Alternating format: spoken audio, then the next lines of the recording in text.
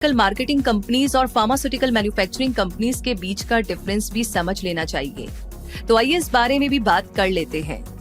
Manufacturing company की तुलना में मार्केटिंग कंपनी को कम इन्वेस्टमेंट की जरूरत होती है, जबकि मैन्युफैक्चरिंग यूनिट को मशीनरी, इंफ्रास्ट्रक्चर, बिल्डिंग जैसे रिक्वायरमेंट्स को फुलफिल करने के लिए बहुत ज्यादा इन्वेस्टमेंट की जरूरत पड़ती है। फार्मास्यूटिकल कंपनी के ये इन्वेस्टमेंट भी जनरली 3 टाइप्स के होते हैं। फिक्स्ड कैपिटल इन्वेस्टमेंट जो वन टाइम इन्वेस्टमेंट होता है, वर्किंग कैपिटल इन्वेस्टमेंट जो कंपनी को चलाने के लिए इन्वेस्ट किया जाता है, और इन्वेंट्री इन्वेस्टमेंट में stock, raw material, packaging material पर किया जाने वाला इन्वेस्टमेंट आता है। और क्योंकि इस वीडियो में हम फार्मास्यूटिकल मैन्युफैक्चरिंग यूनिट शुरू करने की बात कर रहे हैं, तो इसके लिए इन्वेस्टमेंट रिक्वायरमेंट्स को क्लोजली देखें तो ये 3 फॉर्म्स में होगी: फिक्स्ड एसेट्स, लिक्विड एसेट्स और इन्वेंट्री इन्वेस्टमेंट।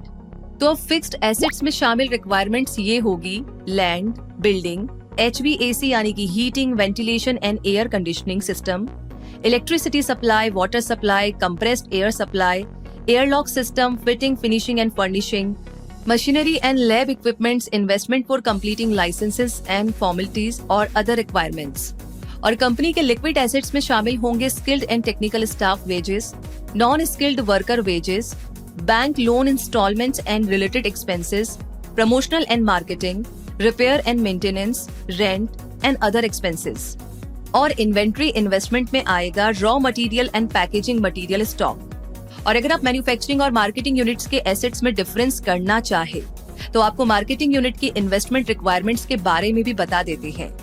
मार्केटिंग कंपनी के फिक्स्ड एसेट्स में शामिल होंगे office building, office furniture and accessories, computer and electronic equipments, fitting and furnishing, investment at licence and documents and other requirements.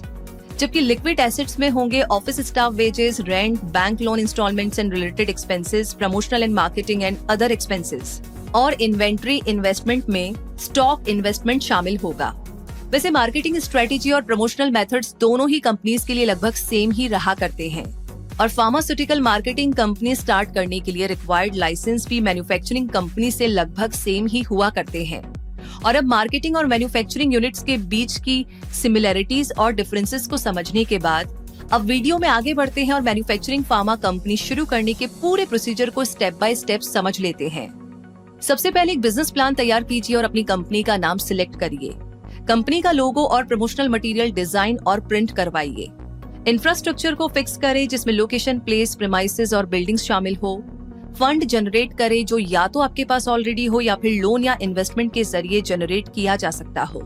Company का registration करवाइए, trademark registration करवाइए, wholesale drug licence बनवाइए, manufacturing licence बनवाइए, goods and service tax identification number यानी कि GST number लीजिए, FSSAI licence लीजिए, company का स्किल्ड और टेक्निकल स्टाफ हायर कीजिए। और इन सभी स्टेप्स को पूरा करने के बाद जब आपके प्रोडक्ट्स और डिस्ट्रीब्यूशन चैनल्स तैयार हो जाए तो आप इंडिया में फार्मा मैन्युफैक्चरिंग कंपनी के तौर पर वर्क करना शुरू कर दीजिए, जिसे सेटअप होने में 6 से 8 महीने का टाइम लग सकता है। बाकी आपका ये बिजनेस कब तक रफ्तार पकड़ लेगा और कितना प्रॉफिट जनरेट करेगा, ये तो आपके बिजनेस प्लान, स्ट्रेटेजी, फंडिंग और मैनेजमेंट के अकॉर्डिंग आप ही पता कर पाएंगे।